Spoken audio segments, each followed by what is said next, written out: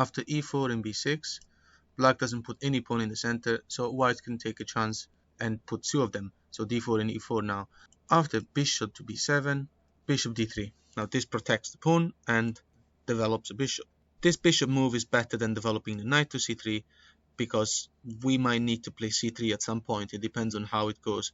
I'm going to go through all the lines. So let's just start from this one. So in this video, it's going to be about the two fianchettos. So sometimes black plays g6, and then it's going to put the other bishop in fianchetto as well in g7. Now the move is knight f3. And after bishop g7, we finally reach the position as written in the title of the video, the two fianchettos. So now what's the move? The move is h4. The control of the center already belongs to the white player, and there's no reason not to start an attack. So white still has to develop the pieces, like the knight and the bishop, and castle the king, but this might not even need to happen because there's already a threat here. The idea here now is to play h5, creating problems and to start swapping stuff around the opponent's king side. So black now continues. There's plenty of moves, and it's going to take a bit more than one video to go through all of the lines, so this is just the first one, right? If you look at the other videos as well, then eventually we're going to cover all the lines. I'm going to go first of all through a move that is pretty common, which is this one, h5. It's really not good though, although it is common, and the reason is thinking like in this case simply black was just annoyed by the advance of the h-pawn, and he wanted to keep the king side like this, and then probably maybe even keep a choice of castling short side or long side. So h5 kind of stops the pawn race before it even starts, apparently. Anyway, now white goes on with knight c3. The sudden and strong attack cannot be continued because of the h5 move, which again is not the best by black, but we're gonna have to stop it there because we just can't go on anymore. So knight c3 now. Now let's play a black move to see how we can continue and to analyze all our ideas. So after a move like d6, which black could use to play it, maybe because black just wants to develop the knight to d7 and then push c5, something like that. After d6, let's look at the ideas. e5. This is the best move now. And what happens if black plays something like d5, trying to close the center? It's already too late for black to save the game because now e6 comes. After e6, now we're threatening this move, and well, white's position would be so much better. If black, let's say, plays knight f6, then pawn takes, king takes, knight g5, and after king g8, then the bishop coming here, and the game is just completely over. It's a terrible position for black. So if black takes the pawn, right, just to save himself from trouble, at least for the moment, now white can castle. We don't need to leave the rook in h1 in order to cover the h-pawn on race, because in this specific variation, when black plays this h5 move early, this pawn storm will have to stop. Although black player has created weakness in the dark squares already here, and our knight or maybe our dark square bishop eventually, depending on how black plays, will reach these squares. So for example, right now after the castle, the aim of the white could already take this pawn, and it's already just pretty good to do. White can afford to play a move even like rook e1 first. So the best move by black right now is knight to c6. Now earlier I said that knight d7 was going to be a potential idea. In this case, the knight going to d7 will be wrong because the queen will have only two squares to go to. So the knight d7 will be really blocking the queen, and the king will be subject to being attacked. Not to mention that the black king will not be able to save himself through long castling because of this fortress that is built around him. So knight c6 also is good. Also because the d5 pawn push is no longer a threat, and the pawn here is kind of useless. White continues with rook e1, and the rook is going for this pawn. So how does black stop it? A move like queen d7 is met by disaster already. Bishop g6 check, and now after a move like king to d8, white plays bishop f7, and well, this is it's an incredibly dominating position for white. So I'm gonna stop it right there. Well, if black plays king to f8, then white goes on with the plan: knight e2, knight f4, and then going for this pawn. There's no way for black to stop this, not to mention the fact that the game is just terrible. What is black going to do? How is he going to develop this rook? And he might never develop the rook in h8. The king can't castle. It's just unsafe, and all white's pieces are very harmoniously developed. Something like e5, maybe for black to start breathing a bit, just fails because of a pawn takes. And after knight takes, then knight f4, all of these moves are happening anyway. And now there's going to be a double attack on this. So even if knight takes, then queen takes with a threat of discover check, this is deadly. Right, so let's go back a few moves. After d6, e5 comes. And after this attempt, white already takes the opportunity to go and play a compromising move for black. So after e6 and pawn takes castle, black's best move is knight to c6, and after rook to e1, threatening to go through the exact same line as before, best move by black apparently according to the engine is king to d7, which does offer protection to the e6 square and also allows the king to start making a move towards the queen side and maybe find some shelter at some point. This is met by the usual move, knight e2. The aim is knight f4. So after something like knight f6, black starts developing pieces and maybe like put the rook in an open file, and the game maybe black will try his best to find a way out of this. So after knight to f6, well, knight f4 comes anyway, so we have a double attack here, and that's unstoppable. The moment the knight will be able to land in e6, he will be forking these two, and that's going to be game over. Let's try something different. Right, so in this position, after knight goes to e2, I just went through knight f6, but what happens after e5? There's two pieces attacking here, and the rook is no longer attacking e5, so black is trying to open the center and maybe find some counterplay. Now this is met by pawn takes. The reason is that after knight takes, knight f4 comes, and so now again there's a double attack on this knight. White's development is excellent, and there's no way to defend this knight further, so the knight will have to either move away, undeveloping himself, or, well, allowing white to continue developing and start capturing stuff, like for example this pawn g6 or whatever. Knight takes bishop or knight takes knight is just allowing white to develop the queen, and so for example, let's say knight takes f3, it's just met by queen here with a threat on knight to g6, potentially knight e6 also, and well, this is an amazing position. It would be extremely pleasant for white to play on. So now going back a few moves, we started looking at d6 lines. So after d6, again e5 comes. So earlier we went through d5. What happens after black tries to close the game? Well, we have the threat of e6. What happens if black takes the pawn? Well, of course we take back with the pawn, and let's say there's like two more logical moves right now, like knight c6 or e6. So let's look at the ideas. Knight c6 is met by queen to e2, and black will have to play e6. What happens if black doesn't play e6? When this bishop is attacking the g6 square, which is not supported by the h7 square because it was pushed earlier on, then in that case we're going to go for these two pawns. They're going to be a weakness. They are a weakness already. So right now, well, first of all, the queen needed to defend the pawn even further because black was attacking it twice. And now we have a threat of something really similar. e6 is a threat. If pawn takes, then we have the usual things, just like in the previous example. Then one will have to make decisions when playing your own games. We're not watching these videos to memorize engine lines or anything like that. Also, the engine sometimes will tell you move and then tell you another move in this in certain positions, because more than one move is good. So the point is to try to understand the ideas. So here, black has this really silly pawns, and of course we're going to start attacking them. So e6 is a thematic move of this moment. The pawn takes, then we got similar ideas. Bishop g6. If you don't want to play bishop g6, you want to play knight g5. I don't think there's anything wrong with that. And so what happens now? What does black play? Well, e6 will come, and if it doesn't come and black plays something like queen d7 because he wants to castle long, then again e6 is just happening, and then white will go on with the superior pawn structure. Like for example, queen takes, then all these moves are just possible. Even queen takes, pawn is broken, and bishop takes here, king will not be able to castle, and white is just in a very, very favorable position with way more tactics available and a safer king. So as we agreed, after d6 we have to play e5, and after take, what happens after e6? So this seems all right, and in this situation black also gives himself a chance of potentially playing the knight to d7. That's another developing move, which is to be preferred to knight c6 for the simple reason that you don't want to block the c pawn. Black will want to play this pawn maybe to c5. So knight to d7 also is potentially able to reach c5 square in case black wants to. And thing is, how does white already punish this e6 move? Black shouldn't have pushed this pawn to h5 in the first place. That's the thing, right? Although it's a very common move, they play it a lot. It was just unnecessary. Bishop g5 already punishes this because there's a weakness on the dark squares. So what's a weakness on the dark squares? Is when well, any piece basically is attacking certain squares of certain color that cannot be protected by pawns. So for example, these squares are weak. So the infiltration of this bishop now is going very smooth. It's attacking the queen.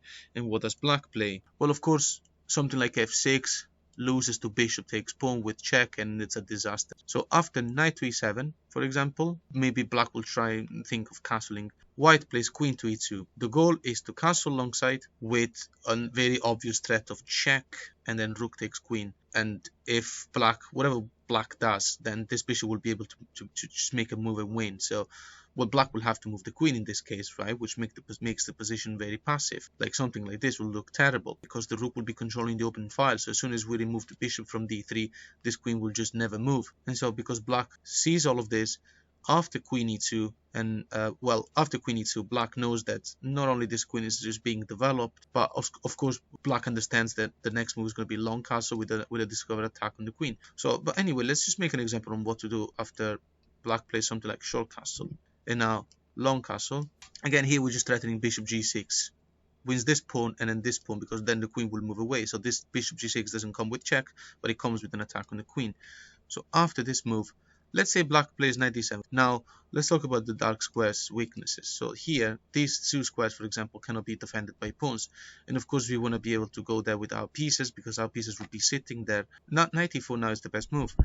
The idea here is to play bishop e5 with a double attack on this knight. So what happens if black is feeling just too much pressure, also because of some strong threats? And let's say black wants to reduce the initiative of the white player and play something like bishop takes e4. What happens? Bishop takes, it's an attack on the rook. The rook will have to move, and now white plays queen to b5, and there's a double attack on this knight, and it's unstoppable, because if the knight moves, the rook takes the queen, and well, there's no other way to protect this c6. The bishop takes, and then this knight is pinned as well, so there's a tremendous attack going on. Right, so as we agreed, after a move like d6, e5 comes, because after the swap, well, if there is no swap, then we proceed.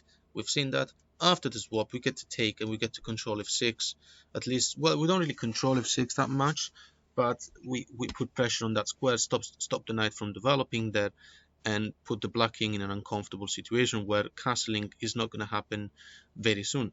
So after e6, we said that we will take advantage. Now we're actually controlling this f6 square. It's a dark squares. We're going to put our dark bishop there, attack the queen. Earlier we've seen what happens after black pins his own knight. What happens after a move like queen d7, which looks better. Also, well, there's no one else to put the queen, because here, all of these squares are attacked by other pieces.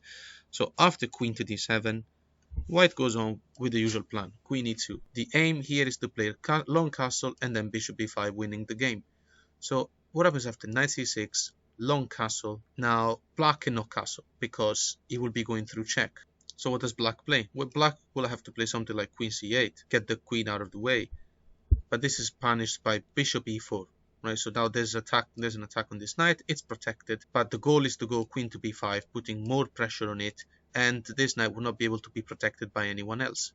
So after queen to b5, this is a free knight. It cannot be defended by anyone else. So what does black play? Well, black will have to play something like a6, and well, of course, the black player can't just move the knight. Well, let's say, for example, knight takes pawn, will lose to bishop takes bishop, attacking the queen, queen takes back, and now there's going to be two pieces, the knight and a queen attacking e5, so white will be up a piece. Anyone else will just make black's position worse. So after, let's say, a6, seems very reasonable, white goes on with rook d2. The idea is rook here. Black plays something like knight to g7, and let's look at this idea.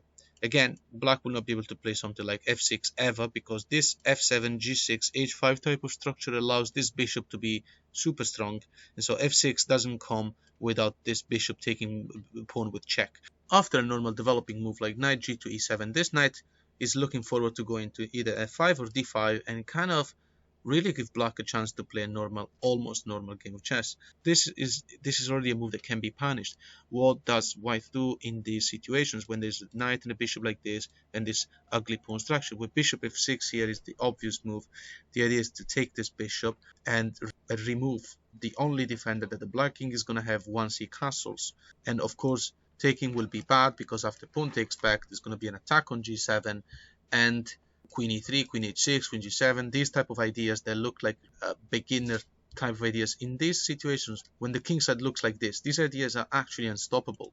After bishop f6, black decides to continue the game, bring the rook into the game maybe, and just says, whatever, I'll take back and let's continue this game. And potentially black is also thinking of playing knight d5, knight f5, and carry on. After this move, well, let's continue with rook h to d1. We could have also taken the bishop. There's no much difference.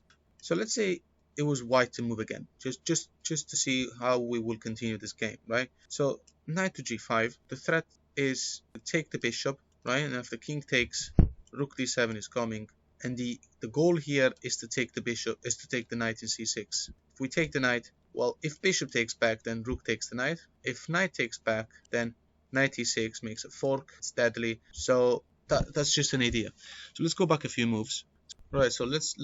I know it's not possible for a player to play twice, but let's just keep looking at the ideas of what happens after knight g5, because it's gonna help understand what's actually happening on the board. If black now gets to play bishop f6, right? The idea is that after taking back, the knight will be able to go to d5 and f5.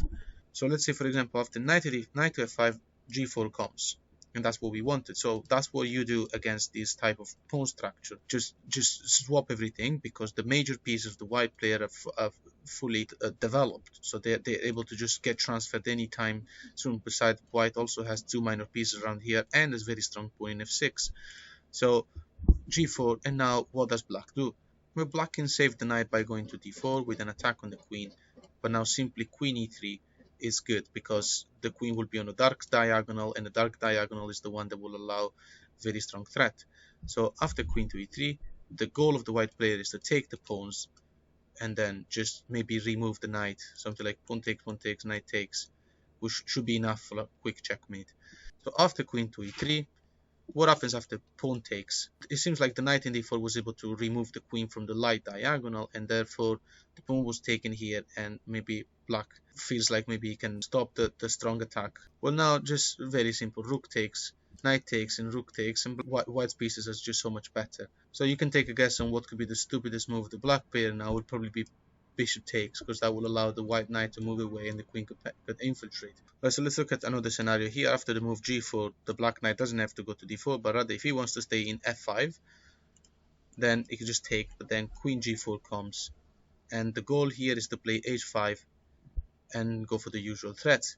A move like knight to e5 here is simply met by queen to f4, and now the black knight will have to move away, which will allow the white player to just go on with the attack. Rooks are coming, pawn swap, maybe queen h2. There's just so many threats here. White will have just the choice of playing the way he wants to.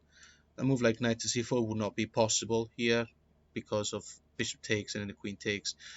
Knight to c6, and that will have meant that the black player just wasted two moves by going to e5 and going back to c6, because the queen was in g4, which was a useful square, and now she just went to f4, which is also a useful square. White position has just improved, whereas black just wasted two tempos. So again, after g4, the best move of the black player is knight c to d4, attacking the queen. In this case, we can't just take the knight with the pawn, because we'd be losing the queen. Here, white can just take with the rook, and after knight take and rook takes, we gave a rook for two knights, which is good, also because that knight was one of the defenders of the king side area, and now black just has a queen that can't really go anywhere that makes sense, and an undeveloped rook. This bishop is not a problem, whereas white's pieces are all in the direction of the opponent king. A move like e5 now is met by bishop takes, attacking the queen, queen takes back, and the rook going back to d1. But it doesn't look like a good swap, because it allows the queen a way out and a control of many squares. Yet the reason is simple: we had to remove the queen from the g4 diagonal. And so now that the queen is here, if black takes here, now we can play h5. This is the thematic in this type of situation. Also because queen g4 would have been met by black's attempt of trading, and that would have been annoying, because black would have transferred the queen somewhere around here. Can't be very accurate with that, but definitely that's definitely what was going to happen. So after h5 now, white is threatening to reach the g4 square, because after maybe queen c8 attempt of swapping, and maybe the queen could just hide somewhere in h4 and go on creating some threats.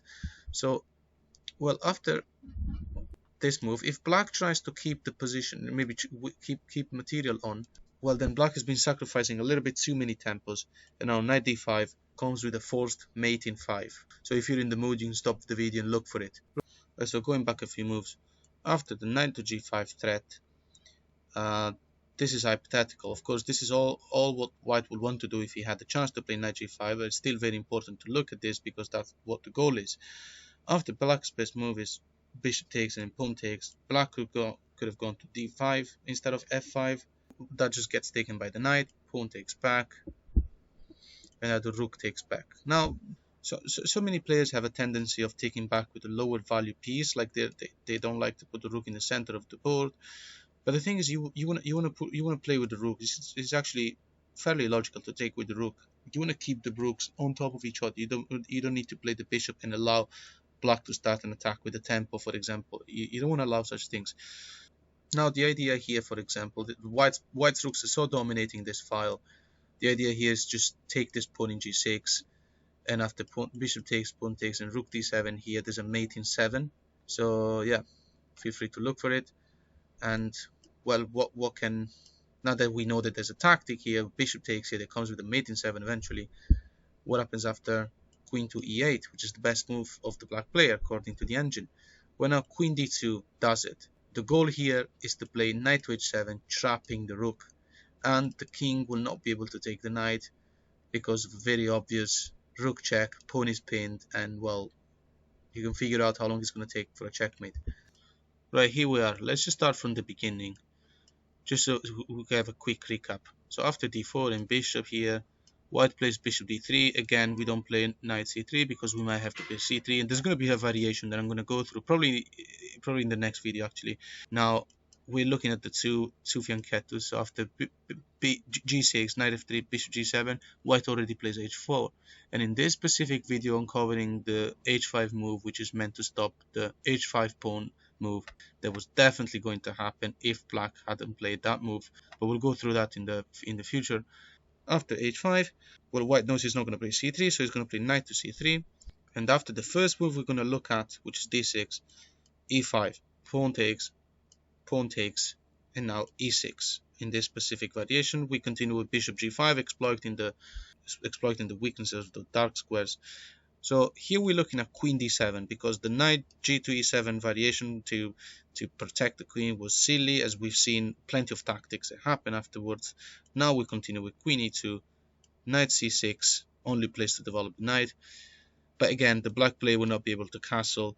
So after knight c6 and castle, black is forced to put the queen in c8. So how do we exploit a game that is going in such direction? You might be looking at these videos and seeing that after 15 moves of theory, we're looking at tactics and everything that can happen next and how to exploit it best, and you might be thinking that these positions are never going to happen. Well, if these positions exactly are never going to happen, well, first of all, they are, because all of these moves are forced, so they will happen sometimes, but whenever they don't happen, the patterns are going to be the same. So there's bishop attacking the dark squares because e6 move was silly, and long castle and doubling up the rooks. These are all just principles of chess, and also, as explained, these 3 pawns here will be targeted with g4 and h5 eventually, depending on how it goes. So now we continue with bishop h4 for the same reason that we said before. We're threatening queen b5 is a deadly move that wins a piece. So black continues with a6, and after rook to d2, ready to get the rooks up, and after the knight develops to e7, then we play bishop f6. We would love to have a pawn in f6 also because the queens are still on the board, our queen is still on the board and potentially reaching these squares. So after castling, rook goes here, and now it's finally time to start looking at what's black's best move, because earlier we went through knight g5. We've seen there's just so much stuff, so many threats that we're planning, but unfortunately, of course, we don't get to play 2 moves in a row. But like, if we could, then we would put the knight here and we will go for what we said before. What's the best move of the black player? Well, funny enough, actually nothing, because well, black's best move is b5. This is what the engine comes with. This is all the engine can find because black is completely paralyzed. There's no good moves that can be played without making this position worse. If the bishop were to take this bishop, then that will allow pawn takes back and control the g7 square while still the queens are still on the board. The rook can't go to the 8th, also due to so many pains that there are. The knight is pain. The knight will be pain when with the rook in d8. This knight will be pain. Then there's an attack here, and black will be risking deflection of some pieces. And so the best move that black comes with now is b5, with a threat of b4 basically, and maybe start an attack like that, like rook b8 and so on. The position is completely lost, but that's what the engine comes with, because the engine doesn't resign. And now we continue with knight g5. Why was the knight g5 move showed without looking at what black will play, because white doesn't get to play 2 moves in a row? Well, the thing is that this move is happening anyway. White has just played knight g5 with the usual threats, right? g4, the queen can take back, the pawn can go up, the rook can transfer. So what does black play now? Well, let's consider 2 main options. Right, let's start from queen e8, and then there's b4 as well. After queen e8, the queen will be willing to go and get closer to the opponent king, to her own king. Also try to bring the rook here, maybe go for some swap, and finally start breathing a little bit. After queen e8, g4 comes. So that's how you play against this f7, g6, h5 type of structure. And of course we're planning to take the pawn. So after pawn takes, queen g4, a move like knight e5 here doesn't work because of bishop takes. And now we're attacking this bishop. It's a loose piece, so bishop will have to take this first. And now we can take this bishop with an attack on the rook, trying to win the exchange, and also an attack on the bishop. And so how does black save the bishop? Well, you can play bishop f5 with an attack on the queen, but the thing is that the rook is still trapped. So the queen just safely moves to d4, and white is completely winning. Well, let's go back a few moves. So after b5, knight g5 is the usual threat in against this pawn structure. So g4 is coming. And now let's just for the sake of it, let's not take the pawn here. Let's play something different. If black plays something like knight to d5, it looks silly because it seems like it's just losing a pawn, but the black player is hoping that the lines will open and maybe some trades will allow the game to go to an endgame, and instead of being crashed, because right now this king is being suffocated in there. So after the move like knight d5, simply knight takes, pawn takes, and now the bishop takes with an attack on the rook, and then the king takes, unless the black player doesn't want to lose the exchange for no reason. And now bishop to d5, black managed to win a pawn, and of course white is still winning. The goal here is to take this pawn. It would be awesome to take this pawn, which will allow the white player to infiltrate the pieces even more, because there's going to be less defenders. So what happens after queen takes e5, for instance? Well, this is not possible, simply because queen takes queen, and after knight takes, and the bishop will take the bishop. This piece is loose. If black were to take the pawn in g4, now e6 comes. Let's analyze this position. Well, first of all, it's a pawn that will be taken eventually. That's not a problem. e6 now is putting pressure on f7. The idea is to go there with a minor piece. Knight f7 will be excellent because it will be a minor piece defended by a pawn, allowing the infiltration of the pieces, and the knight will be controlling other squares as well. A move like f5 in this case is not met by knight f7, because here the black player has surrendered the dark squares completely, which will allow us to put our queen in a dark square. And now white has already got a threat. The threat is bishop takes knight, and after bishop takes back, then queen c3 comes with a check and takes a piece. So after king to g8, for example, move suggested by the engine as the only move in this case, white doesn't play e7 with a check, because a better move is bishop to b3, with the goal of going to d7 with the rook. So after bishop to b3, black's best move is rook to d8, but still this move comes anyway. Rook d7, the rook can't take the rook because the pawn takes back with the discovered check and the disaster. Right, so here we are at the starting position. After the h4, h5 variation of the two fianchettos opening, knight c3 comes, and now d6, pawn goes up immediately. And after pawn takes, earlier we went through e6. In this case, we're going to go through knight d7. Well, this is not good, but let's go through it anyway so that we can get to familiarize with such positions. Now e6 comes. Of course, why not? I mean, it's attacking the knight, attacking this pawn, and going to create the same disruptions that usually happen in this case.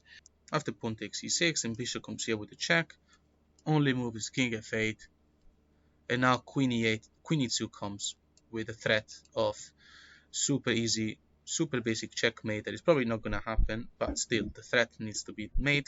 After a move like e5, the pawn is protected twice, so it seems like the the black player can try even to knight f6 and then maybe try to play a normal game, but it's already a huge problem. Look at how this king can't move to any square. So after move like e5, bishop g5 comes anyway. Now this is not like before where there was e6 and these were weaknesses on the dark squares. The thing is that this is pinning a pawn, and the goal of the bishop going to g5 is to play queen c4 and threaten this checkmate.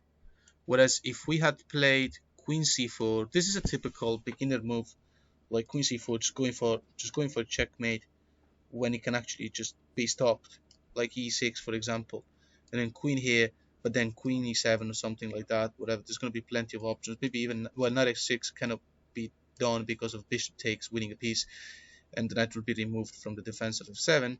So this queen e7, and black will be able to hold things together, not to mention that he will be able to develop the rook. And so of course white plays bishop g5 to pin this pawn, and now queen c4 becomes a threat. So after bishop g5, black plays knight to c5, best move. So after knight to c5, queen c4 comes anyway, because this pawn is pinned. But so let's quickly go through it again. Pawn up, pawn takes, and after a move like knight to e7, this is punished immediately with e6. What happens after a move like black just saves the knight by going to f6? Then simply pawn takes, king takes, knight g5, and the white bishop will be able to take this pawn. The knight will be able to jump here to e6. So yeah, let's not even keep looking at this. Another option we can look at straight after the knight e7 move is e6. The black player can choose to take the knight in c3, which comes with a check, and then after pawn takes back, the black knight can save himself by going to c5. The reason why this sacrifice might have happened is, first of all, well, the black player damaged the pawn structure of the opponent. Not only that, this gives the g7 square available for the king. So sometimes when the opponent is desperate, they can make such a move, and if they play accurately, they can even get saved at the end. Because now after pawn takes and king takes and knight g5, then the king can go to g7, and with a quick development of the pieces, black might be able to continue the game, although of course his position isn't ideal and he's lost the bishop pair. So let's go back a few moves. So right now the black bishop has just taken the pawn in c3, and we took back, and now knight d7 to c5. Now we take this pawn, king f7, and we don't go for knight g5 because it's just pointless. We gotta go home with development, and because we've already developed this knight, we need to go on with development and get the rooks to play. The only reason to move the same piece twice during the development is if you have a tactic, otherwise there are no reason. Here's an example for that. If black were to play a completely normal move like knight f6 with the idea of king g7 and rook f8 and continue the game normally, or anything similar to that, knight f6 that does allow us to move the same piece twice. Now knight e5 comes, king to g7, and rook to e1. We develop the knight, or we put the knight in a crucial square that attacks this very weak pawn. This is a backward pawn. Now white has a very simple idea with this knight here. Queen to d2, queen to g5, and then queen to g6. Of course, this is a slow plan, but because the opponent has an isolated pawn in e7 and a very unsafe king, these threats will not be too ambitious. So after rook to e1, what can black play? So let's look at the typical ideas here. If you were black, what would you play? Well, I'd definitely try to take one of my opponent's bishops. Knight d3 here seems to make sense. Also, it reduces the pressure on the very weak g6 pawn. So after knight takes here, of course, we don't give away the queen, because we don't swap queens, because there's no reason to swap queen if we have an initiative. So, and we do have an initiative because our pieces are stronger at the moment. So after this, we take back the pawn, of course. There's nothing to worry after a threat like this. Queen d5, threatening checkmate simply because of f3. This move, f3 here, is absolutely fine in this position. The black player does not have the dark square bishop, therefore this weakness on the dark square, especially because there are no black pawns around these squares, is absolutely fine. Nothing's going to happen to this king. So f3 is fine, stops the checkmate threat, and allows white to continue. So best move by black according to a computer will be queen to d6 now. Well, of course queen to d7 wasn't possible, and there's no reason to put the queen anywhere on these squares because she will be doing nothing. So after queen to d6, White has a plan. Bishop b2, put the bishop in the same diagonal of this king. And why do we not develop the bishop to g5? Well, because we don't have a reason to do that.